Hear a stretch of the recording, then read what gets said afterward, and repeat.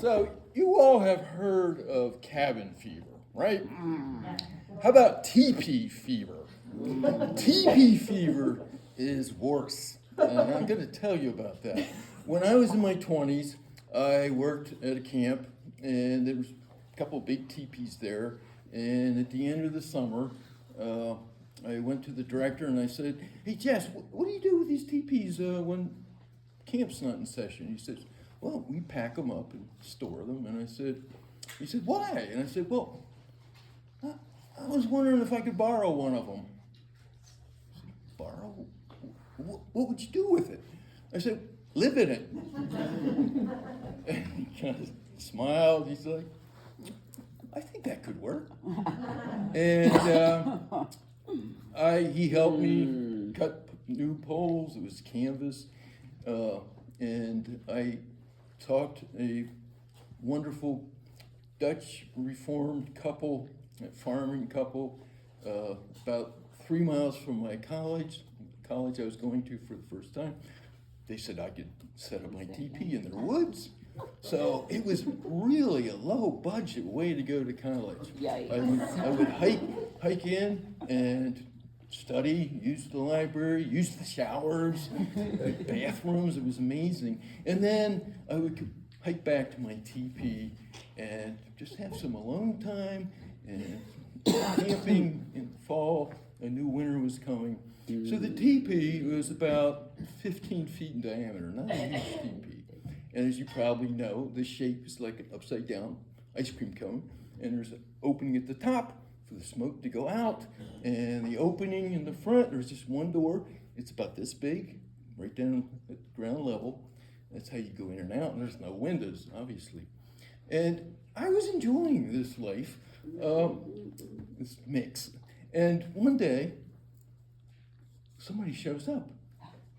Jan, but an acquaintance of mine I met him in Georgia, didn't know him real well. We got along fine. He just showed up and I said, "Jan, what are you doing?" "Hi." He said, "I heard you're living in a teepee. I'm going to move in with you." I said, "Okay." I was brought up to be polite and welcoming, So he moved in with me, and I went to college, and he found a job, and we got along pretty well. But it's small, right? It's a small place. And the thing that was not on the brochure of the college was that Allendale, Michigan, is in what they call the lake effect, which means, and nobody told me about this, I found out, it's right very close to Lake Michigan, so all the prevailing winds come across, pick up all the moisture from Lake Michigan, and as soon as it goes over land, including Allendale, Michigan, it snows, and snows and snows and snows, a lot of snow. And but I love the outdoors, I love nature, and Jane and I were getting along pretty well. There's a few moments that I remember first. I remember the first time I realized that living in a teepee is really like living in a chimney or a smokehouse. I was sitting, I went to watch a movie and people started filling in, and people were 4 rows away from me, and it's like, "Hey, do you smell smoke?" I was getting kind of alarmed. I was looking around, where's the smoke? We're going to get evacuated. I really want to see this movie. And then I'm like, and it all passed. So that's one of the first. Yeah. Another first, as we get further into the winter, one morning, it got really warm in there when we had the fire going, a little stove. But the fire would go out at night, and in the morning we'd start from scratch, whatever degrees it was. We'd start another fire, warm up. One first I clearly remember as I got up, I put on my leather boots. I tried to put on my leather boots. My feet didn't fit in them. There was no give. They were frozen solid. Like, I got to warm them up, thaw them out. Another first, not too long after that, was my refrigerator was I dug a hole and put a metal garbage can down in the ground and had like a lid. And I said, I had a nice fire going. Got the skillet out. Gonna have an egg. Got an egg out. Crack it. Thunk. What? Thunk. It was frozen solid. So I had to peel off. You ever peel a frozen egg? You should try it. One little piece at a time, and they're perfect egg shape. And I put it on the skillet, and it just slowly melted. And it cooked up real good. Real good. Well, as I said, Jan and I were getting along fairly well. But as the winter went on, we kind of were getting on each other's nerves a little bit, as you can imagine. This is what teepee fever is. It's like you're in this little space, and Jan, I thought Jan had a way of always knowing the right way to do things, and he might have thought that about me. I don't know, and we both were very proud of our fire building skills, and we had a lot of practice. It was usually 2 a day. One morning, it was getting towards spring. It was getting warmer.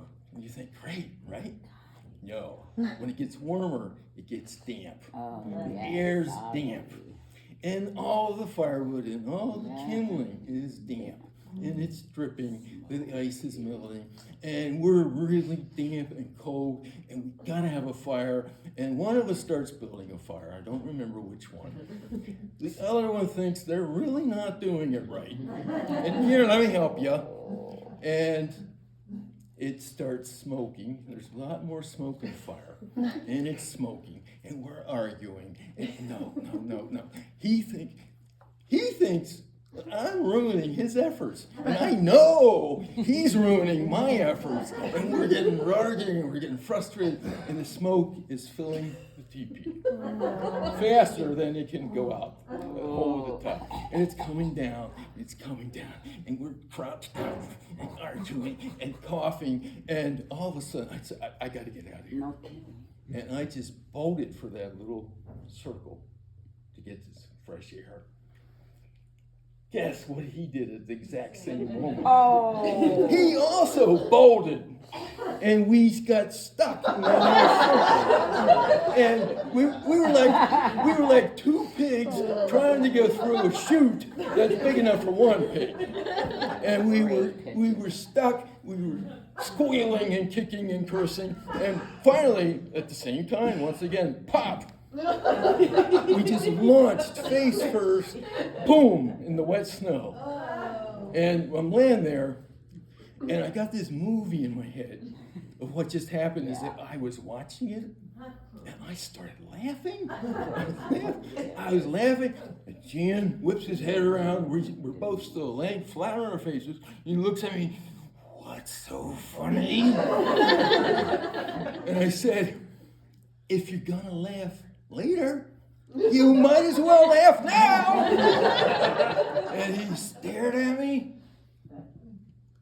a little grin, and he started laughing.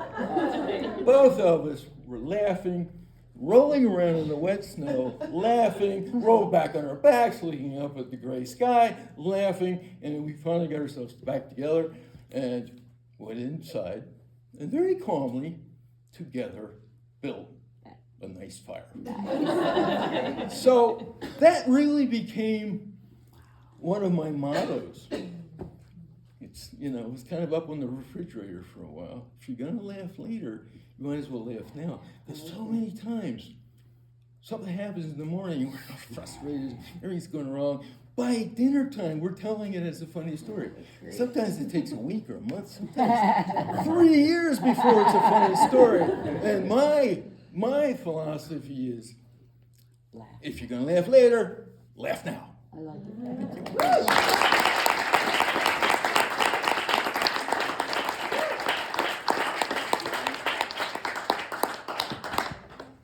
Number 7. Lucky number 7. 7. John Tansey. John is on deck.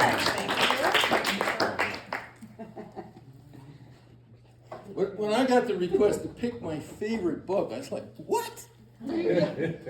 A favorite book? I couldn't do it. So I picked one of my favorite books. And that is by Salman Rushdie, and it's called The Haroun in the Sea of Stories. Highly recommended. This was Rushdie's first novel he wrote after he wrote the Satanic Verses and went into hiding, and he wrote it for his son. And it's not at all political. It's like a fairy tale or Indian fable, fantasy kind of book.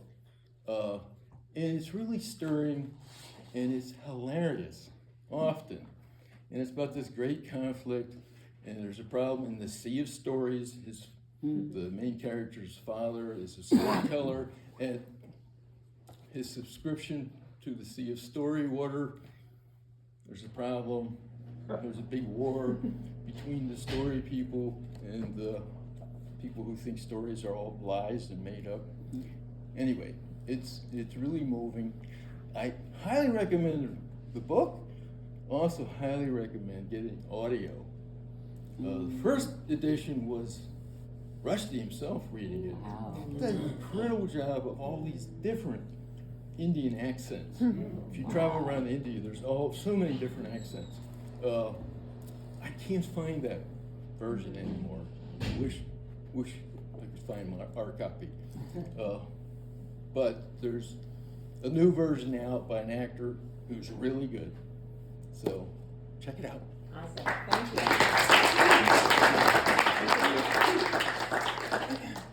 All right. So before we bring John up, I do have one little story here. So tell us about when you met someone famous. Kevin. I was at a film opening, and my partner was in the bathroom when a limo pulled up and Kevin Spacey got out. As he walked by me, I grabbed his sleeve and said, "Can you wait so my partner can meet you?" He said, "Please let go of me now." Sounds like something Kevin Spacey would say. Yeah, totally. All right, so John has never told a story before. He's a first timer. So let's give a warm welcome to John Van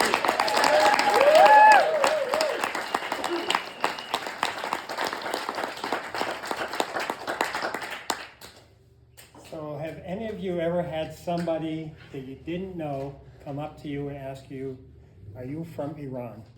I have just once. I'll tell that story. It was between 1998 and 2000. I was living in Bangladesh, in Dhaka, Bangladesh, with my family. My two youngest children, my youngest son and daughter, were about late elementary school age, and I was working for Peace Corps. There was a small expatriate staff from the U.S. that had gone in to open a program for Peace Corps, and so it was involved setting up, hiring local staff, getting an office set up, residences, and all of the operational details for supporting volunteers throughout the country. Bangladesh is a poor, predominantly poor Muslim country in South Asia. It was the second predominantly Muslim country I worked in. Just before moving to Bangladesh, we lived in Tashkent, Uzbekistan for 2.5 years, working for Peace Corps also. And so, and Bangladesh is, it's interesting, it's completely surrounded almost by India, to the west, to the north, to the east. There's a little bit of land border with Burma on the southeast, and then it's the Bay of Bengal and the south and Indian Ocean below where it's situated. Well, as part of the staff, one of the things we're doing, one day we decided that we needed to get a television set and VCR for the office. And so I hopped in a vehicle, or Mitsubishi Pajero is what we use, with a Peace Corps driver and a member of the administrative staff. And we were going to go down to the stadium electronics market. And the Peace Corps office was situated at the northern tip of Dhaka. And it was about a 45-minute drive into more central located part of the city. So we set out to do that. I'd never been there before. And driving down through, past the airport and more into the city, in Bangladesh, you just see this mix of vehicles, trucks, buses, rickshaws, people, carts, everything. And it's all colorful and loud and kind of crazy in a really neat way. And so we made our way down into the city, and then as we entered the market, and it's called the Banghu Bandhu Stadium, and it was named after one of the founders of modern Bangladesh. And the market is right adjacent to the stadium that was built to house cricket matches and then later converted to be a multi-purpose stadium that houses the Bangladesh national soccer team. So, coming into a stadium parking lot, basically. And so we drove into the parking lot, which was adjacent to the stadium, and it was the market. It was a mix of outbuildings, shacks, people, vehicles, rickshaws. It was just really kind of a mix of things. And we pulled in there, and what had been, I think, originally designed to be a kind of organized parking space like you see at a stadium here, it was just, wasn't the case. And there were no more lines. There were kind of traffic barriers here and there. So we parked, found a place to park, and the Peace Corps driver and staff person went off to look for the equipment. I didn't go with them for a couple of reasons. One, somebody needed to watch the vehicle. Two, if I was to go, the price would be much higher because everything was negotiable, and I was, perceived to be a wealthy foreigner there. And the third reason is they had to really search because this is a market that mixed, genuine name brand electronics with counterfeit goods and with name brands stamped all over them and looked very convincing. So they went off to do that, and I stood there and just enjoyed the mix of people. There were people dressed in, Western business casual garb like me. There's people dressed in more native Shawa kameez, and I'll talk about that in a minute. And then there, like rickshaw drivers would be wearing a button-down long-sleeve shirt with a swath of cloth wrapped around them and tied. It's called a lungi, but tied like you would see people tie a beach towel, maybe at the beach in front, and then wear flip-flops. And so I was just taking all of that in. And then I noticed that a rickshaw driver had gotten blocked in by some vehicles and was struggling to pull his rickshaw free over a traffic barrier. And the rickshaw drivers are also called rickshaw pullers. But in this instance, he was actually trying to pull, not pedal it out. And the rickshaws, three-wheel rickshaws, are very heavy. They're made of cast iron. And they're, three wheels, very nicely decorated. Everyone's individualized. And this rickshaw driver or puller was probably in his late teens, of slight build, and really struggling. So I was just standing there, and I said, well, this guy needs help. So I walked over 15 yards. I got behind. He was pulling in the front. I give him a push, and he was able to get free. And then he kind of looked over and nodded at me. And it had to be on his way. They have to rent those rickshaws every day and drive to pay off the fee, and then hopefully earn enough extra money to bring home some food and pay bills. So it's really hard work in a very hard climate. So I went back and then stood in a shady spot next to the Peace Corps vehicle, and then the next thing I knew, there was a middle-aged Bangladeshi man approaching me. He was wearing a embroidered white skull cap, tunic, a white tunic, which just makes up this shalwar kameez, and then trousers of cotton, also white cotton, that are held together with a drawstring. And he approached me and he said, "I saw what you did. You helped that rickshaw driver."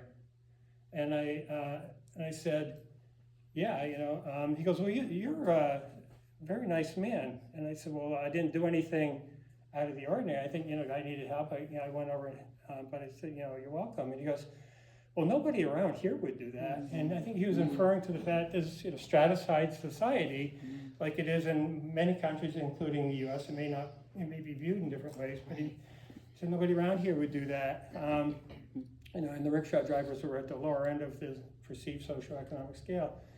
And he said, "You're a nice man." And he goes, "Are you from Iran?" And I said, "No, I'm from the United States." And he said, well, thank you, and kind of appreciate it. Then he just left, shook my hand and left. And then I was, I think of this a lot because, I think that in helping somebody like that is kind of the humane thing to do, but it also taught me a lesson that you never know who's watching, and you could be making a positive impression on somebody without even knowing it. And then, I later came across the quote that's attributed to Mark Twain, and it's basically, it says, "Do the right thing. It will gratify some people and astonish the rest."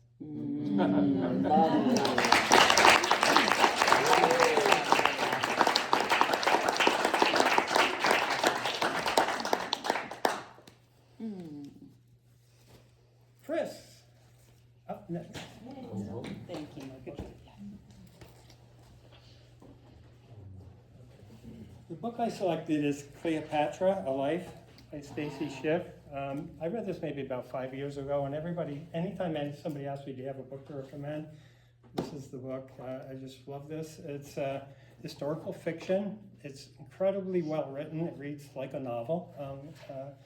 And it's, so not a lot was, there's not a, Cleopatra didn't leave any interviews or memoirs or anything like that. So the author did a great job just researching, there's a lot known about what ancient Alexandria was like, what ancient Rome and other places, and she builds the story around what is known, how people dressed and practiced and so forth, and then what was known about Cleopatra.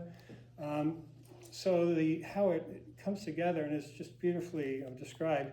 But on top of that, it's just this most amazing stories of love. It's kind of a Game of Thrones. It involves Cleopatra, Julius Caesar, Mark Antony, and just power struggles. And it's really incredible story that's linked to an important part of history that we all know something about. But I learned a lot more through this book. That's great.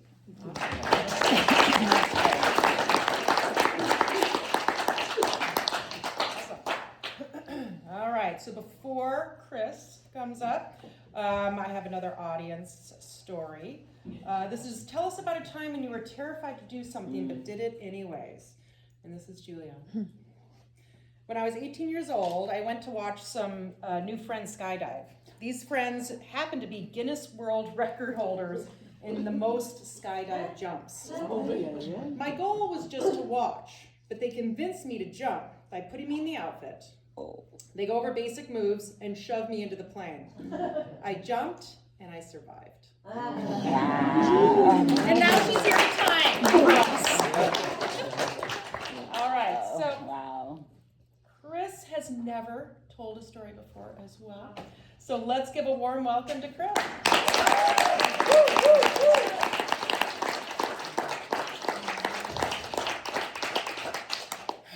So, it was a wonderful day. What a day! I'm standing on the beach and looking out over Lake Willoughby. If you've ever been to Lake Willoughby, it's a beautiful view, mountains on the sides and everything. And I've been doing things for the day with my girlfriend and some friends of mine from Vermont, and we're now partway through the day, and we're just sort of looking at it and going, wow, this was just a perfect day so far. So first, let me give you a little background. I've been involved with my girlfriend Lori for about a year at this point. She and I had met at a conference in California, and we started out doing the let's visit here and come back and see each other and get together for weekends and stuff like that. It wasn't really very serious or anything like that. But then in April of that year, this is 1989, by the way, I moved to Washington, D.C. to seek my fortune. And it was both my career fortune and my relationship fortune. So Lori had actually encouraged me to move to Washington, D.C. And but she had a rule. She said I had to promise that I was moving to Washington, D.C. for my career, and not because of her. And she said we could still see each other when I was in Washington, but she wasn't ready to be exclusive. Well, I promised, and I lied because I knew that I wanted this to be the one, and I figured if I just did all the right things, then I wouldn't have to worry about whether she wanted to go out and see anybody else. She wouldn't want to do that. Well, that was April when I moved. This was August, and I had done pretty well. We were exclusive by this time, and I had my own apartment, and I had a career type job finally. So then friends of mine from Vermont had invited us to come up and for a weekend and go to see Bread and Puppet, the Resurrection Circus. And for those of you find out about Bread and Puppet, that's all I can say. There's too much to explain. But at that time, it was a 2-day pageant circus, amazing thing with lots of huge puppets and lots of politics. It was great fun.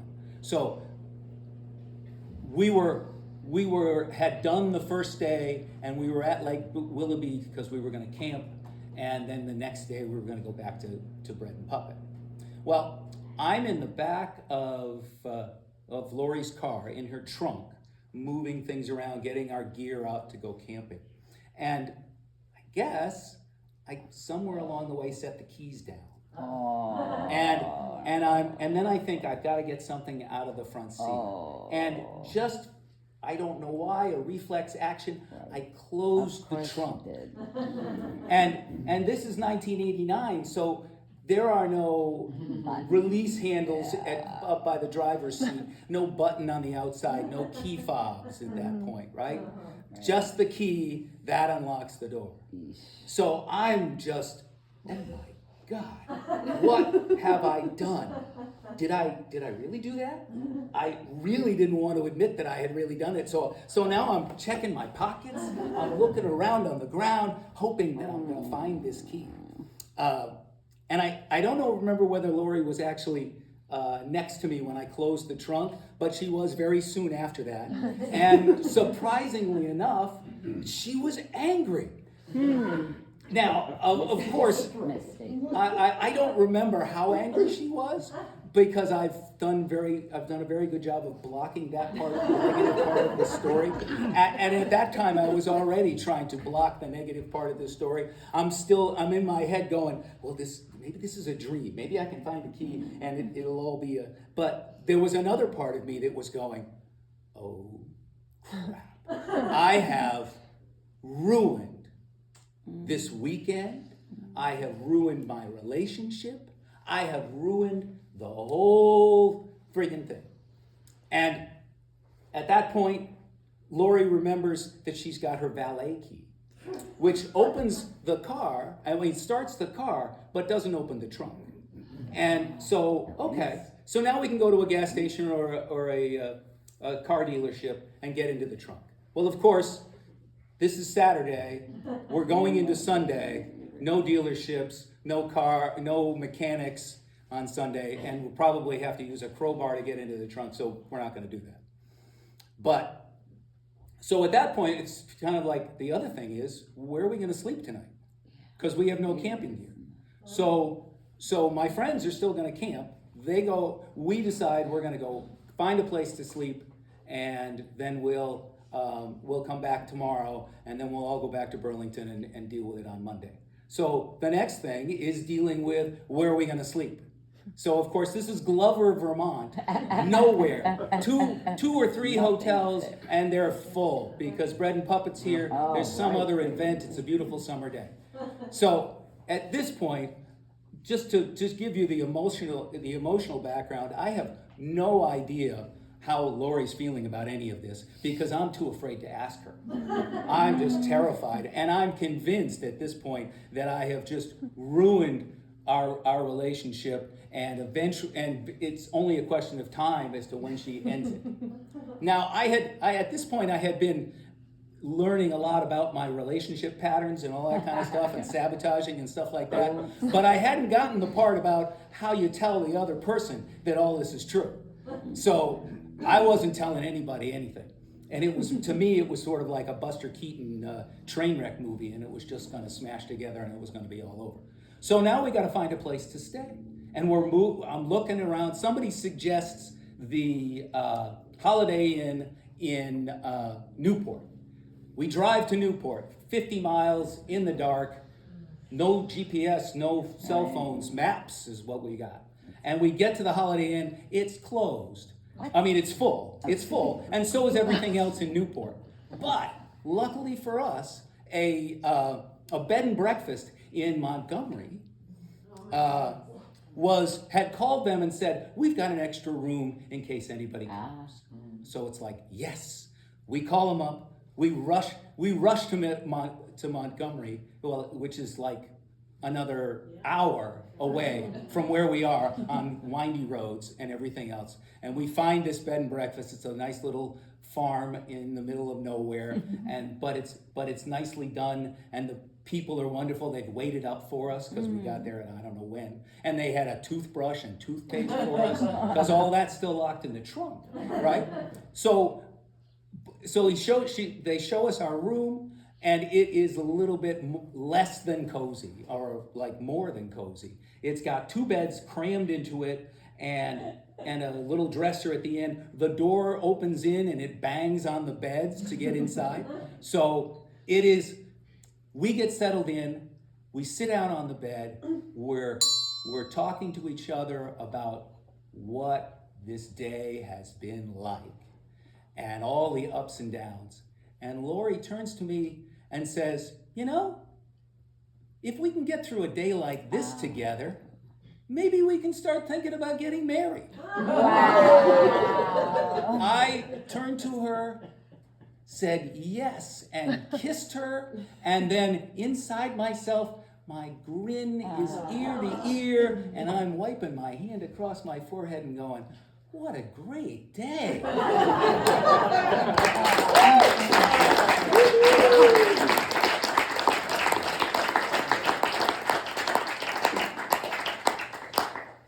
All right, number 9. Number 9 is Karen. All right. All right, so while Karen prepares herself, you want to talk a little bit about your book? Yes.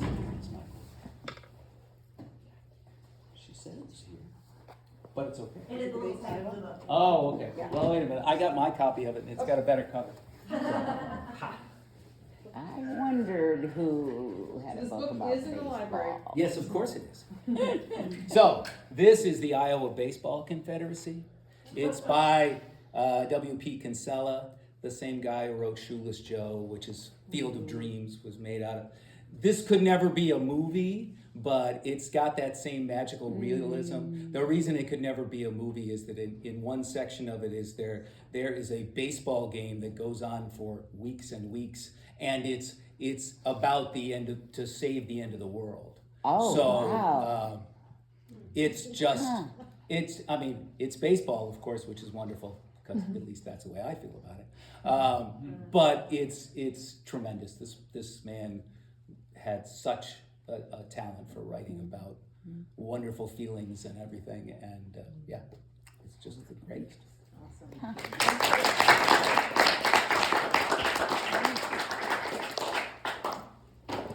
All right, so before we bring Karen up on the stage, I have one final little prompt here. Oh, this is funny. Tell us about a time when you got in the most trouble with your parents. This is my story. I forgot that I put this in there. So I was bouncing a basketball on the back patio, and it hit this metal corner. It was the top of where we threw the wood into the furnace. It hit the corner and went up and hit a picture window about twice the size of that. It was probably 10 feet wide by 6 feet tall, and it just hit right in the middle, and the whole thing just exploded. And I recall I hated my brother at that time, and I just hugged him, and I go, oh my God, what are we gonna do? And he goes, what are we gonna do? We are not doing anything. You're gonna tell them that you just broke that. So yeah, I immediately started crying, and I got spanked and had to pick rocks out of the field for that. So, all right, so let's bring up our second to last storyteller. This is the first time she's telling a story publicly that is not a sermon. Let's all bring Karen up to the stage.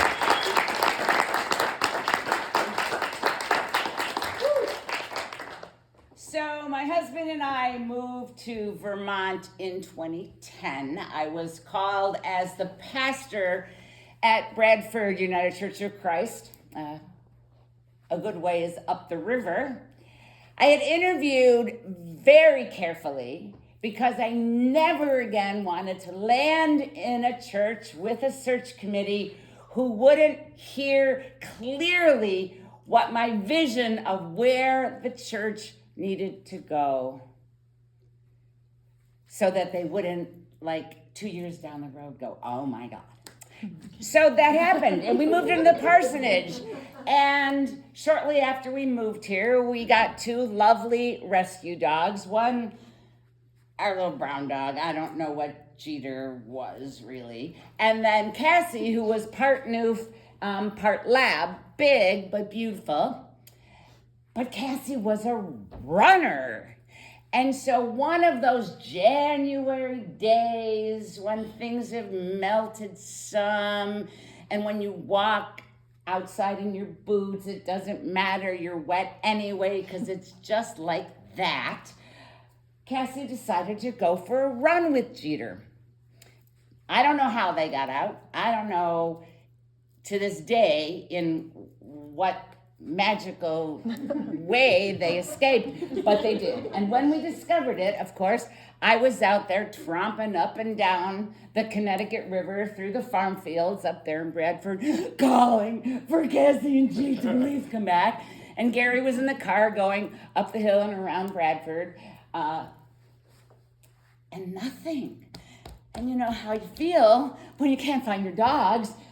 So at some point we were back at the parsonage, and the phone rang, and it was our vet to say, the dogs are here at the vet. What an amazing, wonderful, good news story. And Karen said, we'll be right over. So we hopped in the car and went to the vet, and I don't know to this day why Gary went in first and I didn't, but he did. And in about 30 seconds came back and said, they won't let us take the dogs. I said, what do you mean they won't? They called us. They said the dogs are here. I don't get that. And he said, I don't know what the deal is, but you should go in and deal with it because I'm not doing great. So I went in, and it's these 2 techs. You know, it wasn't the vet. The 2 techs are there, and there's the dogs in one of those little exam rooms that has a half door, and they're panting, and they're so excited to see Mom. And I'm like, thank you so much for calling. And we're going to take the dogs. And they said, you can't take the dogs. I said, I don't understand that. What do you mean you can't take the dogs? And they said, well, you can't take the dogs. And I said, I'm goddamn well going to take my dogs home right now. And if you have a problem with that, you can tell whoever you got to tell that I put a gun to your head, but I'm taking my dogs. So I proceeded to take the dogs, and we went home.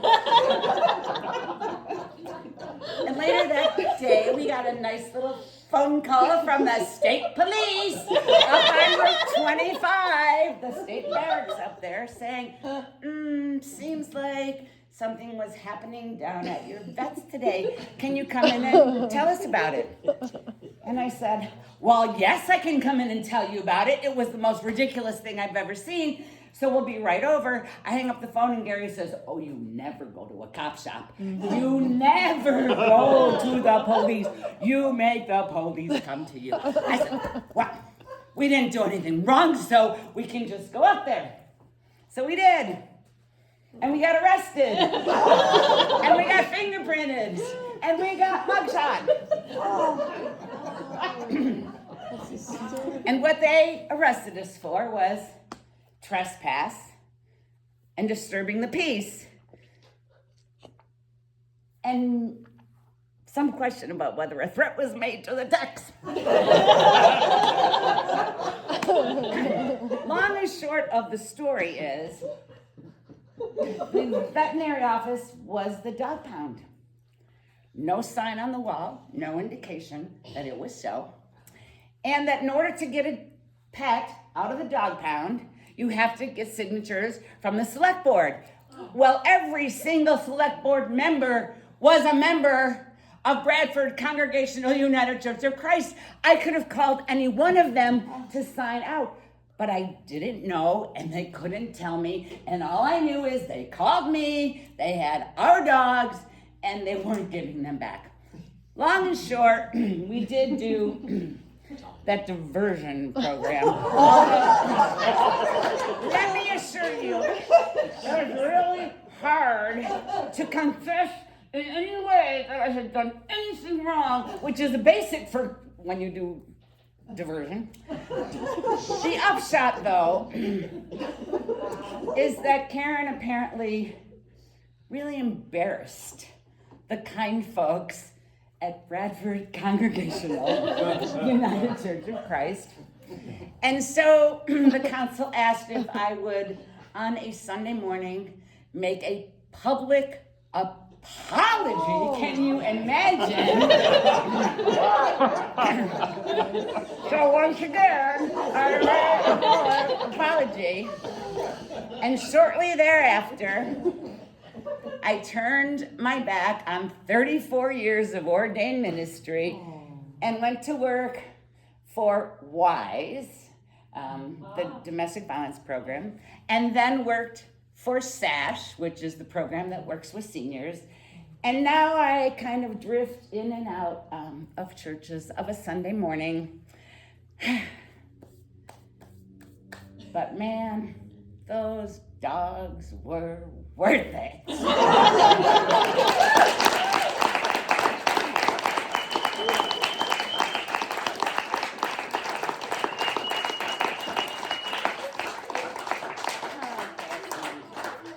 So Kevin is our last, obviously you know that. When we moved from Bradford to Windsor, I finally said, after going from Western New York to Alaska, to Indiana, to Cleveland, and finally to Bradford, enough carton books around. So I got rid of a bunch of them and said, I will never buy another novel again. I will just go to the library until I read the Overstory. And then I had to buy it so I could read it again and again. It's part fantasy, but it's really grounded in this stuff that I never knew before about how maybe, in fact, the trees will save us. So, my favorite book.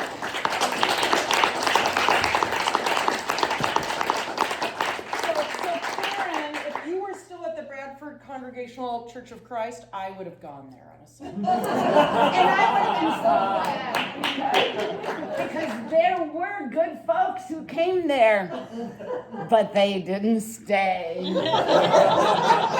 Passing through.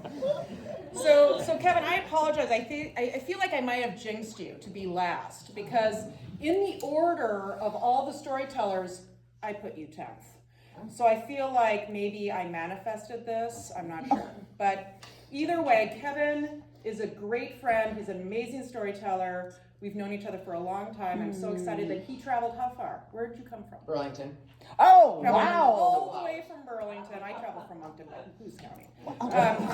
Slightly I further. got 35 on you. You're right. You did. But anyway, I would like to bring Kevin Gallagher up to the stage. Woo!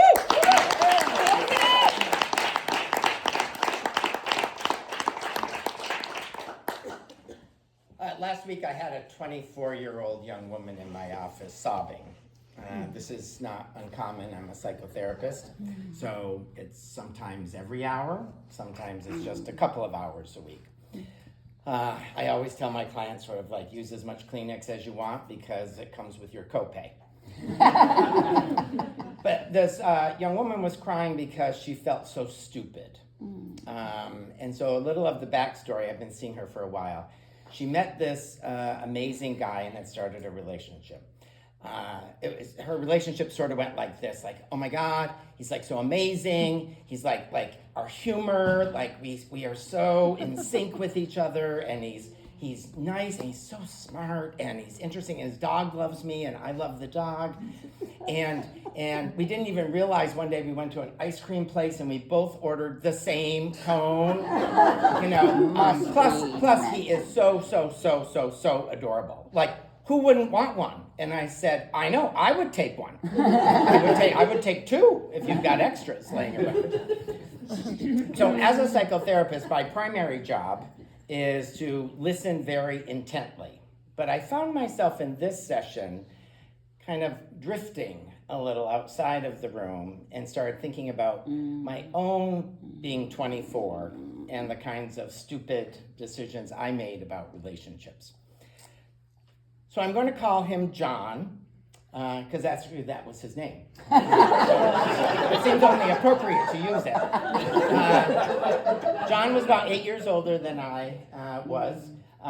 Very, very smart, very successful, well-heeled and well-connected in New York City.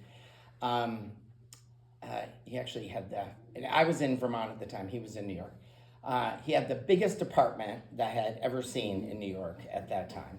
I was out of college, so we all lived in closets, and some of my friends actually were living in closets within the closet back then. It was sort of massive. And I realized it was big because he entertained a lot of celebrities and politicians. So he needed a lot of space, had a grand piano and a bunch of other stuff. But the magic carpet that kept this relationship going was something called People's Express. Anyone remember People's Express? Yes. So for you young folks, it was a very discount airline. Like, take Spirit Airline and sort of think Spirit would have been first class on Swiss Air. Wow. Yeah. And I don't even think you made reservations because there weren't computers or anything. You just went to the airport and you stood in line. And they opened the doors and it was general seating. And then when you sat down, there was no beverage cart or anything. They would come up the middle aisle and take your payment.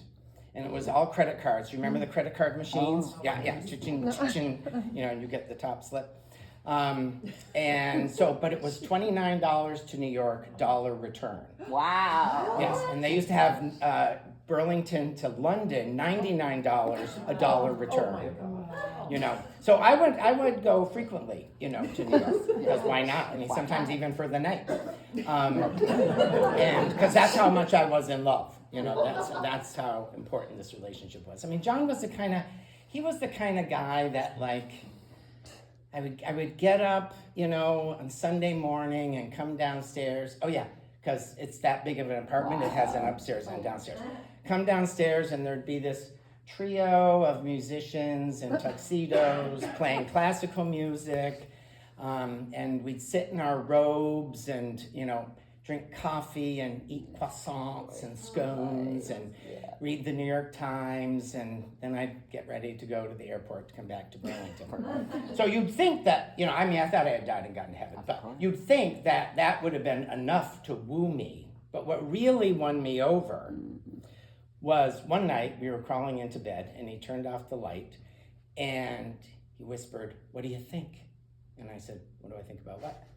And he goes, "The ceiling." And I said, "Well, I can't see anything without my glasses." So I'm like, oh, that's so funny. I've always wondered what those glow-in-the-dark stars look like on ceilings. I said, "Oh, they're kind of fun." I'm too OCD to do that because I'd be like worried if I took the star off, that sticky thing is going to stay up there and it would just drive me nuts for the rest of my life. I said, "Oh, that's really that's cool." And he said, well, as a surprise, I went to the Hayden Planetarium and met with some researchers, and we figured out the constellation the night you were born. And I replicated it on the ceiling. It took me 2 weeks. And I said, John, like, oh, you're gonna make me cry. I'm like, that is the most romantic thing I think I've ever heard of, much less experience. I said, that is beautiful. I said, my mother's never even been that beautiful to me. Like, that is, I just can't believe it. I said, that's amazing. And he said, well, I wanted to make it really special for you. Well, you could imagine that perhaps, well, no, maybe you wouldn't have imagined. Because I've really come to realize, especially as a therapist now, that there's a very thin line between romantic and psychotic. Yeah. So, as you might imagine, John got a little more possessive, kind of a little suffocating. He wrote 2 or 3 letters a week, typed on his Smith Corona with references. Sometimes over 10, 15 pages, single-spaced. Kafka, Proust, Foucault. I'm like, are these people you went to high school with? I don't even know what we're talking about. Read the references. I have the encyclopedia open and the dictionary open, trying to read the letter. And so after about 8 or 9 months, I said, I can't, I'm too claustrophobic. I've got to get out of this, but I'm not going to say he's a little smothering. I'm just going to say the distance thing has become a real problem.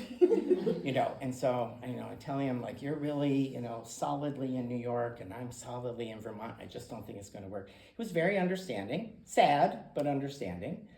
Maybe too understanding. But later that day he said, well, I've known this was going to happen because I know that you're an angel sent from God to bring joy and peace and happiness to my life.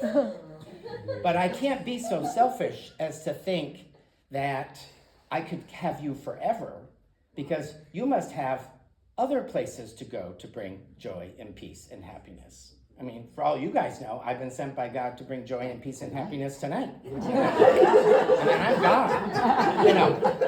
So I'm thinking, that's not really it, but I know I'm not an angel. I mean, that I'm really aware of. But I thought, let's just go with it. And I said, yep, time's up. Gotta move on. Got my travel papers recently. I gotta kind of move on to make some people happy and joyful and peaceful. And so I thought, oh good, it's sort of over. Well, about 2 weeks later, he reached out and he said, I've decided that if I can't have you, then I don't want anyone else to have you.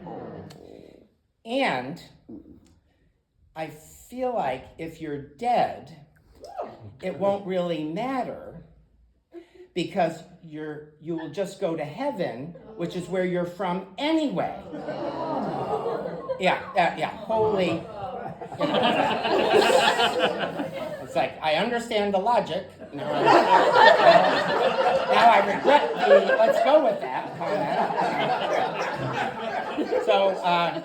So I couch surfed for a couple months at friends and stayed away from my apartment, and he eventually sort of disappeared. But as the session wrapped up with this young woman whose eyes were bloodshot, her face was all red, nose was all red, I said, I'm a lot older than you, and I've come to really appreciate that we all have a lot of experiences that make us feel really stupid. And I said, in terms of this relationship, I think you have to kind of chalk it up to it just wasn't in the stars.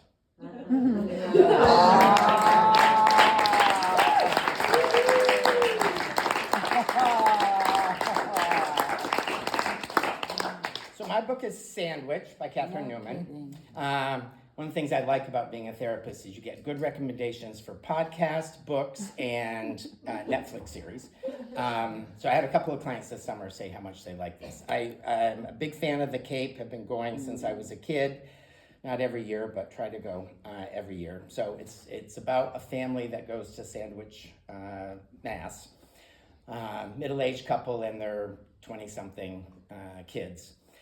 Very, very funny. So that's why I sort of like to read books about the place I'm at when I'm at it, you know, and tend to like fiction as opposed to, you know, studying while I'm there.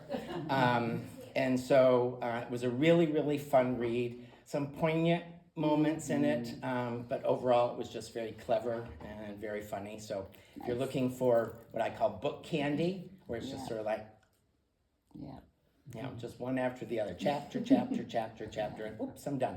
Yeah, that was a really nice book. So thank you.